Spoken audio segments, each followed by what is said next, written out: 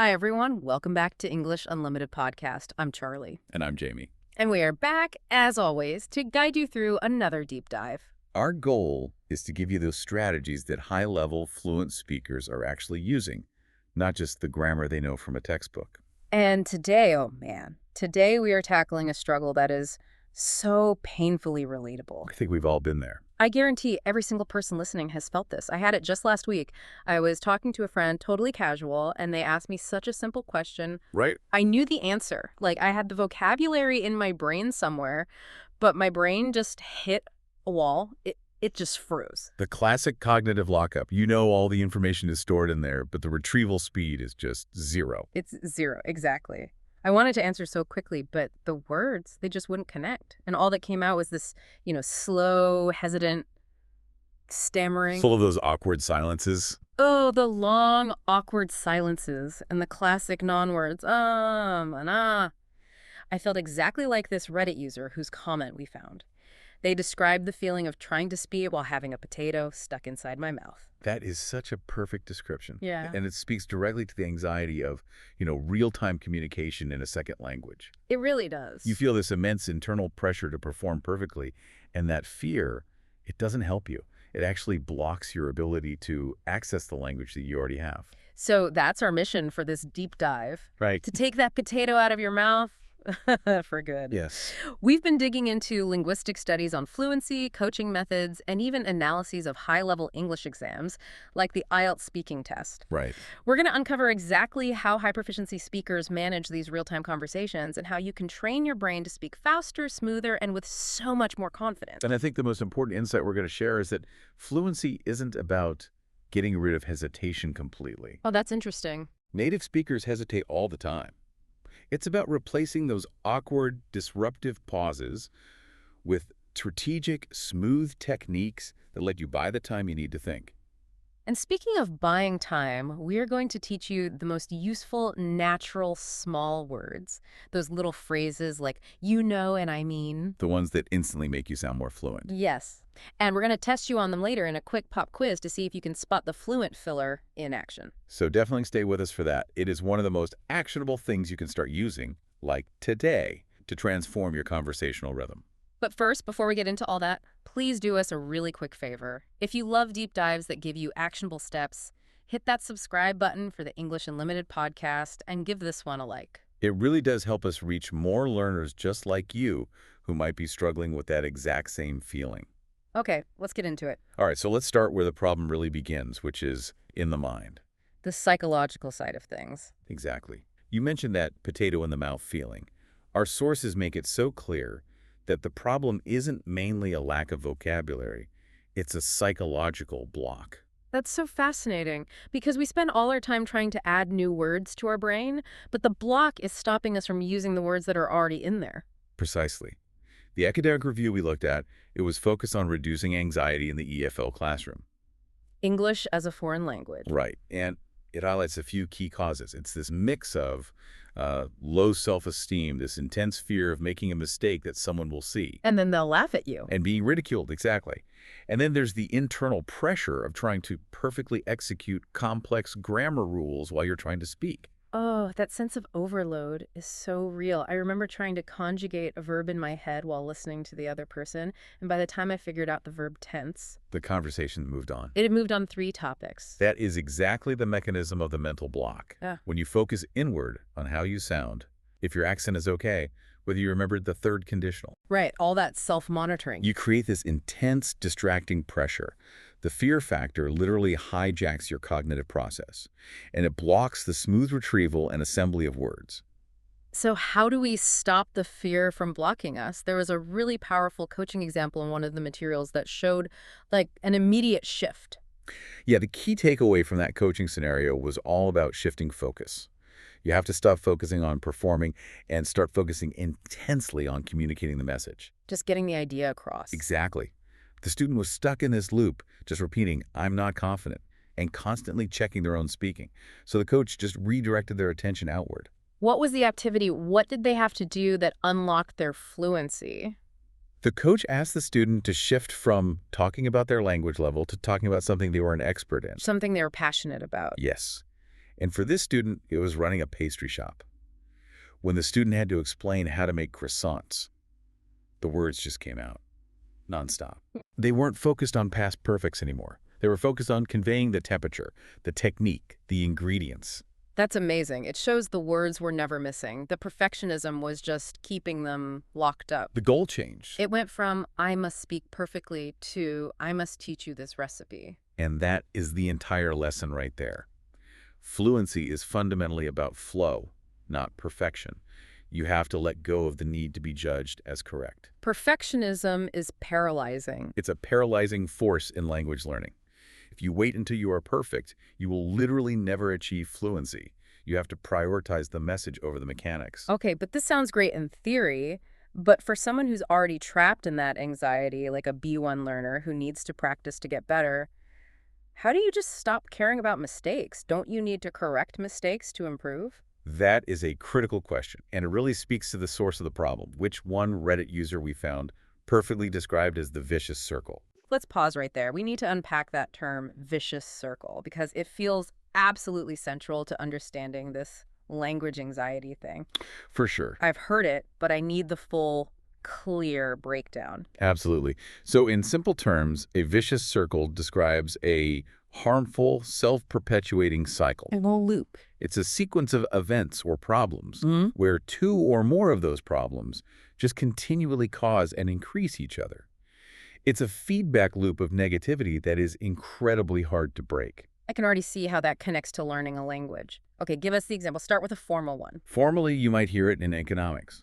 So if a developing nation relies heavily on exporting raw materials and the price of those drops, their income falls, which prevents them from investing in infrastructure, which then keeps the price of the materials low. Oh, they're stuck. This creates a vicious circle of poverty and underdevelopment. Got it. So poverty feeds the lack of investment, which then just feeds more poverty. Okay, what about a casual example?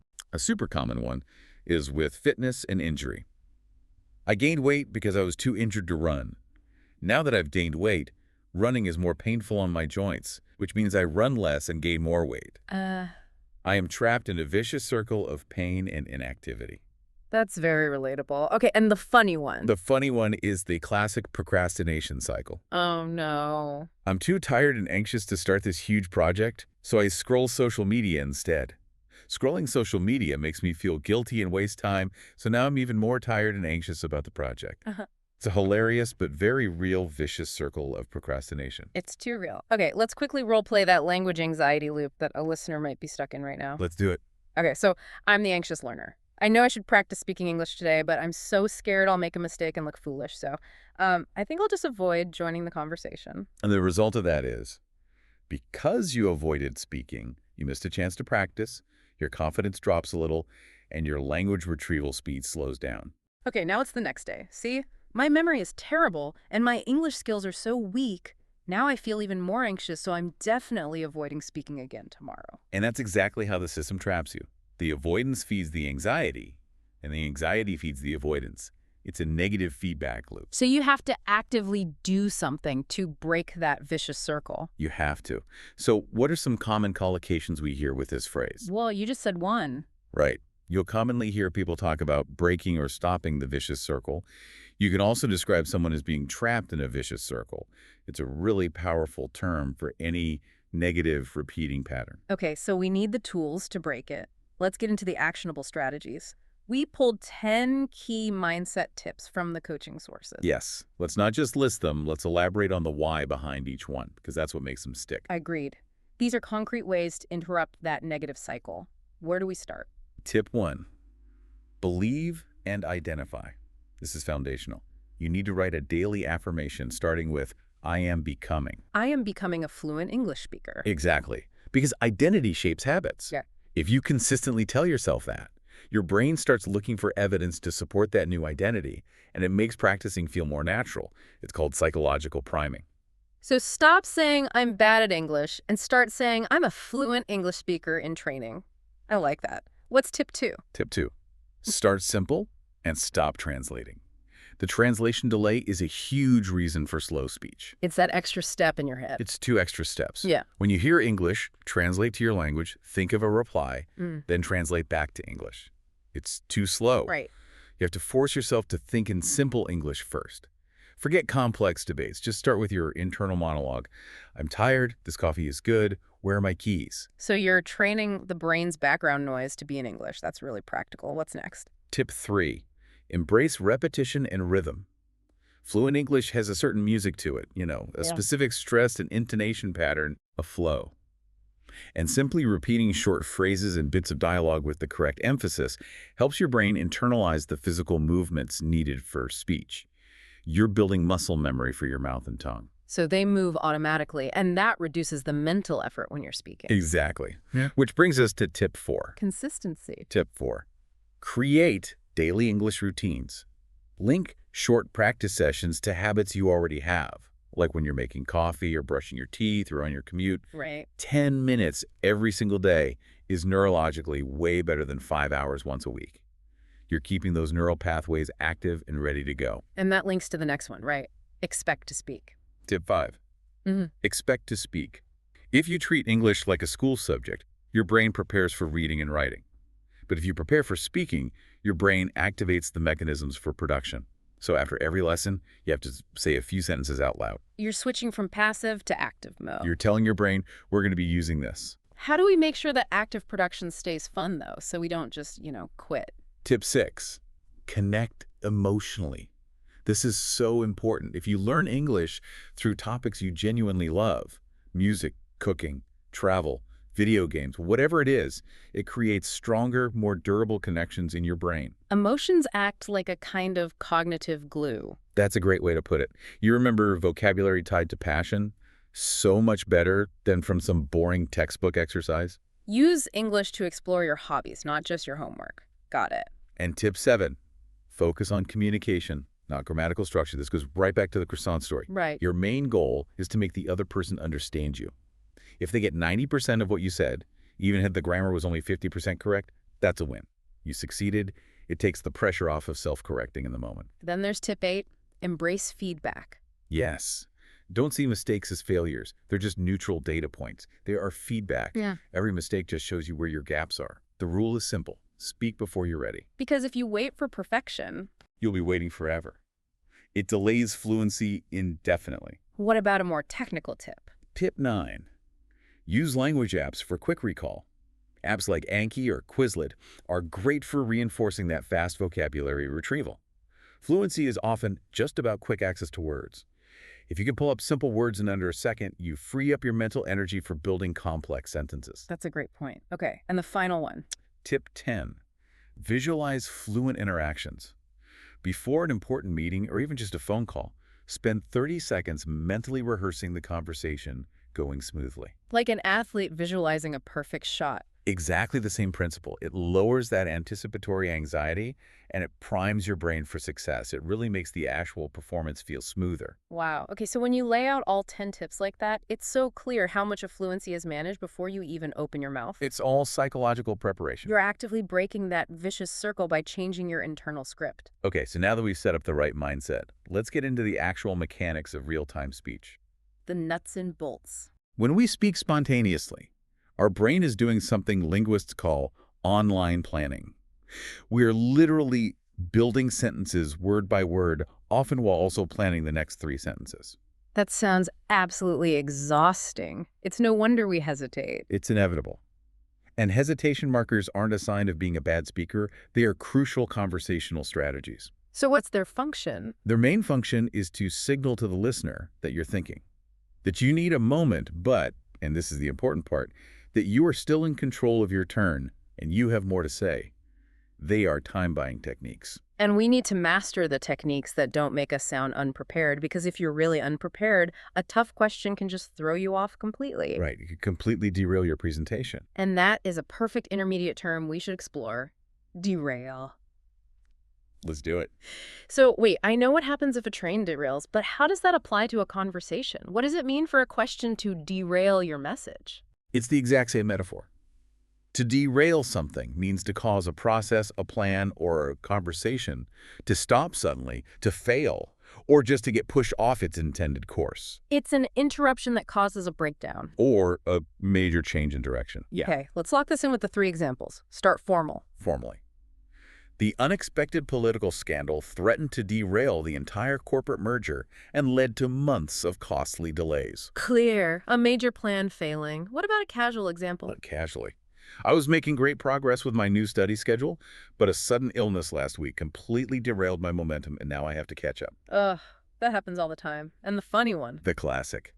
I spent an hour perfectly assembling a piece of flat-pack furniture, but the last screw was missing, which totally derailed the final look, and now it wobbles. That is a furniture horror story. Okay, let's do a quick role play of this in a conversation. I'm going to explain the 3 phases of this deep dive. Go for it. Okay, so the first phase is mindset, focusing on flow. The second phase is mechanics, focusing on fillers. And the final phase is advanced training, focusing on... Wait, did you hear they're completely changing the format of the podcast next month? Are we even allowed to talk about this? Hey, stop. You just completely derailed my train of thought. I was following your explanation. Mission accomplished. It felt pretty disruptive. Extremely.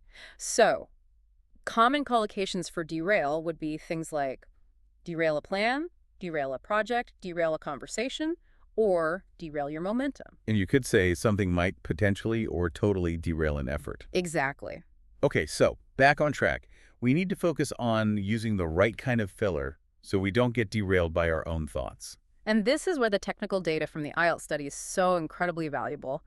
Researchers compared less fluent and highly fluent speakers. And what did they find? They found a crucial distinction between 2 types of pauses, non-lexical and lexical. Okay, let's start with the bad pauses, the ones that bring the potato back. The bad pauses are the silent pauses, the actual gaps in speech that last more than a second, and the non-lexical sounds, like And low proficiency speakers use these a lot more. They overuse them, yeah, Oh. and the studies are clear. Silent pauses over 1 second are communicatively disturbing Disturbing. That sounds harsh. Why? because they break the listener's rhythm. When you stop speaking for a long time, the listener might think you've finished, or they might even start to feel secondhand anxiety for you. You risk losing your turn to speak because you've signaled failure. That's fascinating. And there's even a difference between right. There is. Linguists say and it generally signals a short, momentary delay, like you're searching for just one word, but it signals a more serious problem, a need for a major replanning of the whole sentence. Wow. So both are really clear signs of disfluency. High proficiency speakers don't do that. They minimize them a lot. Instead, they rely on small words, which are lexical fillers. So actual words. Actual words or short phrases. Well, I mean, kind of.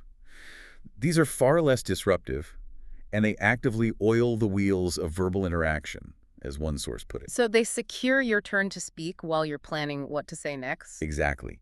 They sound more fluent even while they're hesitating. Okay, this is the gold standard. We have to unpack small words in detail. This feels like the most practical fluency hack there is. I agree. Let's do it. So what exactly are small words and why are they so linguistically important? You mentioned their pragmatic function. Right.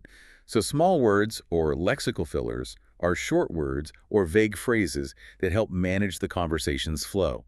They can buy time, or soften a statement, or check if the listener agrees with you. But they don't really add to the core message? Not to the content, no. Their power is almost entirely pragmatic, which means they're tools for managing the social side of the conversation. They show that you're engaged and reflecting, not that you're struggling. They're like social lubricants for conversation. Okay, let's get to the example so people can start practicing. Starting formal. While I appreciate the budget proposal, this needs further discussion before we can commit the entire team to it. Here, signals you're about to clarify or elaborate. Okay, a casual one with a different word. Casually using, well, I guess we could start working on the project now, but first let's confirm the main client contact. Well, acts as this little preparatory delay. It often signals a new phase in the conversation. And the funny one, maybe with the word like.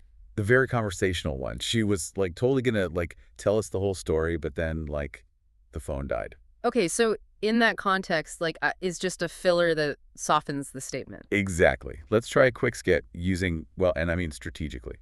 Ask me a question that needs some thought. Okay, here's a tough one.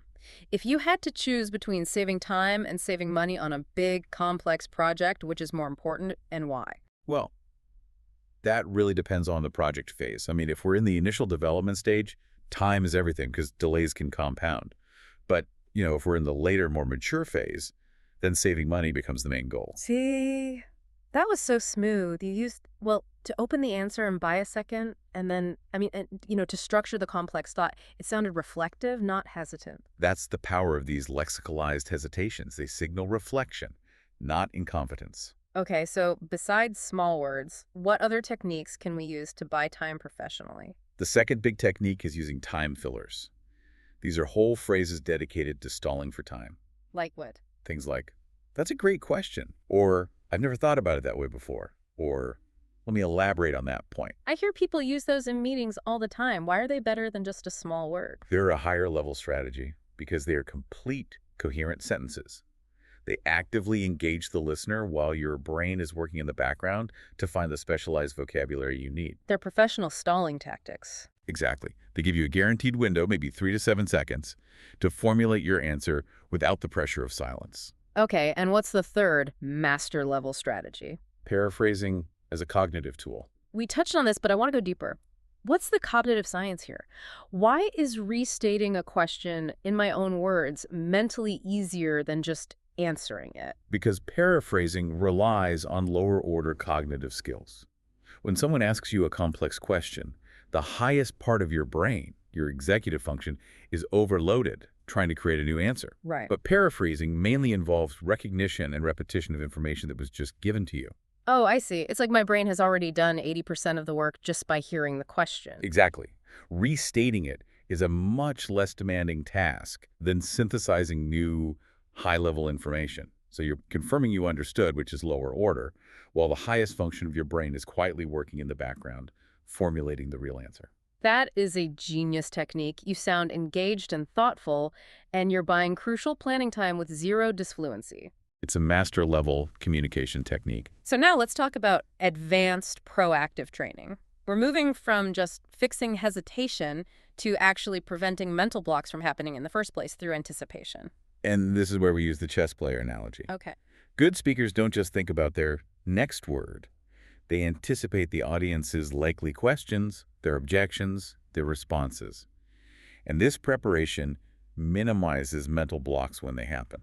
The recommended tool for this is the bucket method. Let's break down how a listener can actually use this instead of trying to memorize 100 specific answers. Right. The bucket method asks you to categorize potential questions into, say, 3 to 5 broad themes or buckets. For a job interview, for example, you shouldn't prepare 50 specific answers. Your buckets should be something like... Bucket 1, my skills and experience. Right. Core competency. Bucket 2 could be behavioral questions like, tell me about a time you failed. Bucket 3, my future goals. Future vision. And bucket 4 could be logistics, like salary and hours. So if I have a big presentation on a new marketing strategy, what would my buckets be? They'd be different. Maybe. Bucket 1, value proposition. Why should anyone care? Bucket 2, cost and risk. How much and what if it fails? Bucket 3 would be the actual plan. Implementation steps. Mhm. And bucket 4 could be comparison to competitors. That is so useful. So I just prepare a strong framework for each bucket, and when a specific question comes up, I just mentally drop it into the right bucket, grab the framework, and fill in the detail. Exactly. It gives you a structure, even when you're under pressure. It Yeah. reduces the mental load of creating a response from scratch every time. And this connects to the advanced use of paraphrasing we mentioned, strategic reframing. Oh, yeah, turning a tough question back to your core message. It's pure rhetoric, isn't it? It is. If you anticipate that people will ask about price, but you want to talk about value, Yeah. you practice this maneuver. Someone asks, why is this product so expensive? Yeah. You rephrase and pivot. That's a very fair question about the initial investment for this technology. If I understand correctly, you're asking about the long-term return on value. Well, let me elaborate on the operational savings. That is brilliant. You acknowledge their word expensive, but you reframe it as investment, and then you answer the value question you wanted to talk about anyway. You control the narrative flow. Okay, before we dive into the immersion part, let's unpack one more core vocabulary word related to listening.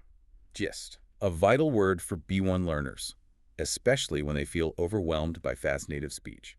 So, wait, define gist for us.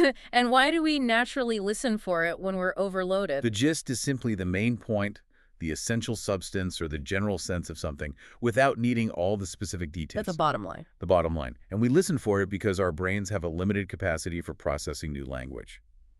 We naturally try to filter out the unnecessary details to extract the main idea.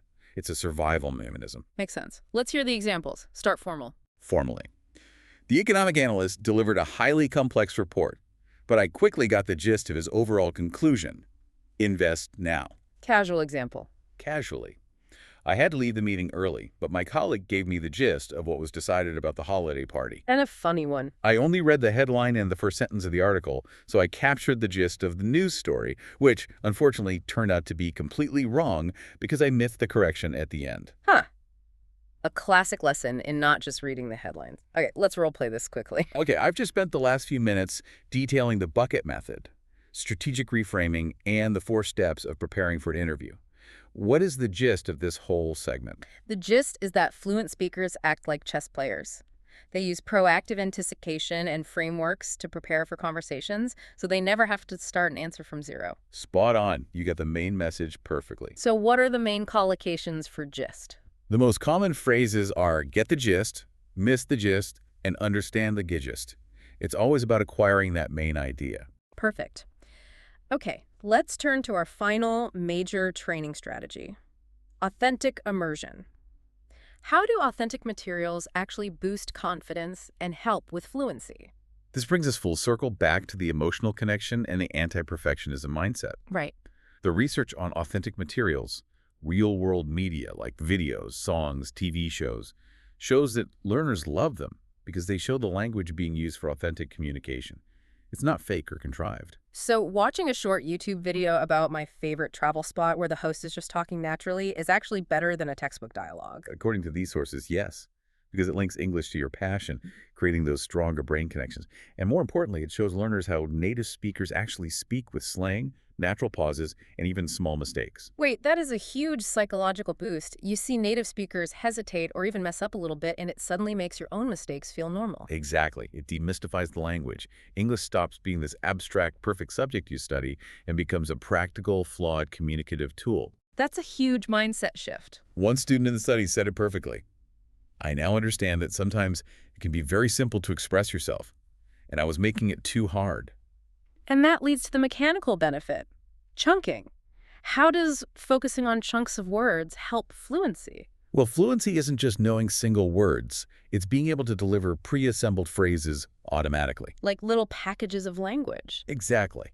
When you listen to authentic materials, you naturally absorb these chunks of words, phrases like, it depends on, or haven't got a clue, or do you know what I mean? So how can a learner actively practice this chunking? You have to extract these formulaic expressions. When you're watching a video, pause it.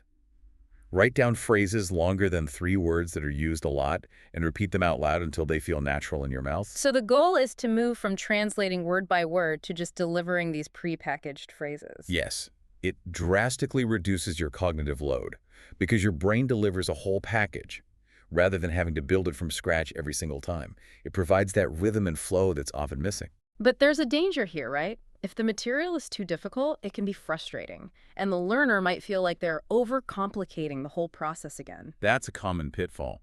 They try to analyze every single word and grammar rule in a fast-paced documentary, instead of just getting the gist and a few useful chunks. Okay, let's unpack overcomplicating. What does it mean to be overcomplicating language learning? To overcomplicate something just means to make it unnecessarily difficult, complex, or confusing.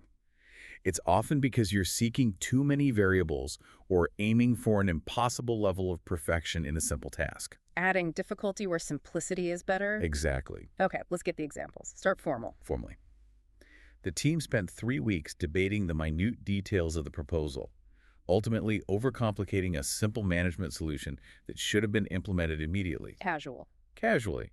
I spent 15 minutes trying to explain the road to the party, but I was totally overcomplicating it. I should have just said, turn left at the big statue. And a funny one. I was trying to impress my date by overcomplicating the directions to my favorite obscure coffee shop, and we ended up getting lost and drinking bad vending machine coffee instead. That is the perfect example of making a simple task way too hard. Okay, let's role play how this applies to forming a sentence. Go for it. Okay, I'm thinking out loud, trying to be perfect. I want to express my feeling that although the traffic was heavy, I successfully arrived at the meeting on time. I must use the perfect participle. Having encountered unusually high traffic volume, I nonetheless managed to effectuate my timely Whoa, arrival. whoa, whoa. You are completely overcomplicating that simple idea. You're adding 3 layers of unnecessary complexity. How about just, the traffic was bad, but I still made it on time? Ah, simple, direct, message delivered, and zero mental blocks. That feeling of overcomplicating often comes from trying to translate too literally and trying to use every piece of advanced grammar, in one sentence. The key, once again, is remembering that great communication prioritizes clarity over complexity. All right, let's talk about a major tactical mistake. We've established that small words are good and sounds are bad. But when I was learning, I used to combine them in this really chaotic way to buy time. Oh, yeah? Like this. I was trying to answer the question about the project deadline, but I have forgotten the words, but I mean, the report is ready. I hear that all the time. That is the classic intermediate error. You've learned the theory that, well, and I mean, are good, so you try to stick them in, but your brain is still defaulting to the disruptive sounds because the cognitive load is still too high. So why is combining them so bad? Isn't it better to throw in a well than nothing at all? It's a little better than nothing, but it creates this dissonant effect. The study on hesitation markers explains it and immediately signal disfluency and a cognitive problem. Right. So when you quickly follow that with well, or, I mean, the listener doesn't get a smooth transition. They get these mixed signals of struggle followed by an attempt to control. It just reduces the effectiveness of the small word. So what's the native speaker advice here? How do you fix that? The advice is to focus entirely on the lexical filler. If you need a long pause, stretch the small word out. For instance, instead of your example, a native speaker would advise you to just pick one small word and use it to bridge the entire gap. How would that sound? Like this. Well, extended sound and slight pause. I mean, the report is ready, but I just need to quickly confirm the final date in my notes. Okay. So I need to train my brain to replace my disruptive, uncontrolled, non-lexical markers with smoother, controlled, and maybe even longer small words. Exactly. Focus on the flow of that one word and drop the mental pressure to find the perfect sentence immediately. That small change transforms your speech from sounding hesitant to sounding contemplative and in control. Okay, I am ready for the pop quiz we promised. All right, let's do it. This will test you and our listeners on the key vocabulary and concepts we've drilled down on today. Bring it on, my flow is ready. Question 1. Based on our whole discussion about mindset, what is the main goal of fluency according to the sources we discussed? Is it perfection or is it flow? The goal is absolutely flow. We have to prioritize the message over the mechanics because perfectionism will always get in the way. Correct. Question 2. What is the term for that harmful sequence of events where problems just keep causing each other, often trapping anxious learners? That is the vicious circle, and our job is to find a way to break it. Perfect. And question 3, about listening and cognitive science. If you are overwhelmed by details and you're just trying to focus on the main idea of a long speech, what are we trying to capture? I was trying to capture the gist. 3 for 3. Yep. You have definitely internalized the key takeaways. Hopefully everyone listening scored 3 out of 3 as well. This deep dive has given us so many essential strategies. Let's just quickly summarize the 3 most important actions listeners can take, starting today. Absolutely. The 3 core strategies for an instant fluency boost are, number 1, change your mindset. Break the vicious circle of anxiety by focusing on the message, not on grammatical perfection. Number 2, master strategic fillers. Replace those disruptive silent pauses and CM sounds with strategic small words like well or I mean. Use them to buy time smoothly so you sound contemplative, not hesitant. And number 3, train your brain proactively. Use the bucket method to practice anticipation and boost your natural rhythm by using authentic materials to connect emotionally with English and practice chunking words. That is a comprehensive and super actionable toolkit. Okay, now for the micro challenge. We need everyone to move from just listening to actually doing. Let's make it real. Your one tiny immediate task for this week is this. Find that moment in your speech when you feel a silent pause or that disruptive sound coming, deliberately replace it with one new small word, either well or I mean in an English conversation this week. Just focus on the flow. Give it a try. Focus on the flow, not the flaw. You have all the tools you need already. You just need to learn how to access them faster. And don't forget to like and subscribe to English Unlimited podcast. It really helps. I'm Charlie. See you next time. And I'm Jamie.